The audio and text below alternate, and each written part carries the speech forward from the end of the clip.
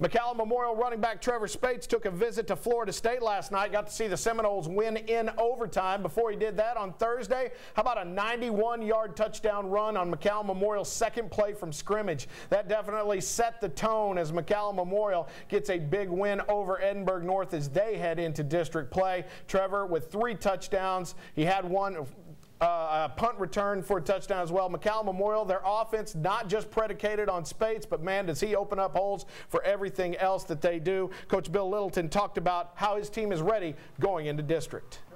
Well, I think we're continuing to improve every week, and that's what you want to do. You know, we always talk about to our kids that the teams that win are the teams that get better every week. The teams that stay the same are the teams that don't get to play in the playoffs. We want to continue to get better every week, and that's what we're doing right now, I think. All right, Joe, McAllen Memorial obviously has the best offense in the Valley.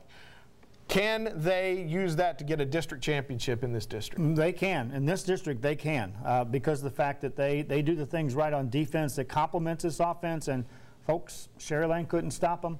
Nobody's going to stop them.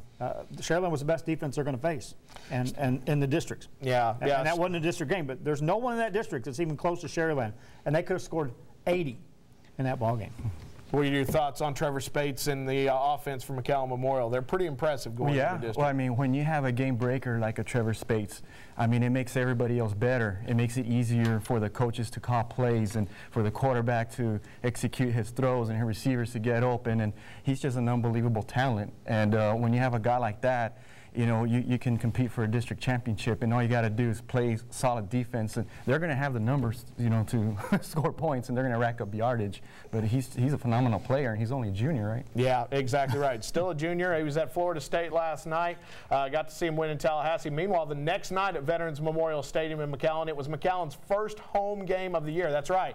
They had to travel up to San Antonio to play Permian. They traveled to Edinburgh to take on the Bobcats. They traveled to Harlingen. Finally, they're at home, and who do they face? The 3-0 Carroll Tigers. And Carroll showed exactly why they are 3-0. A great running offense, and they exploded in the second half for a win over Mac High. But in this game, Ricky Rodriguez, the Mac High running back, injured, did not play a lot of the second half. Joe, was this a game Mac High could have won, and how does their pre-district schedule get them ready for district play? It's sure a game you wish you could have seen him play in the second half to understand whether it was adjustments or whether it was his absence that made the big difference maker in that, because it was a close game going in.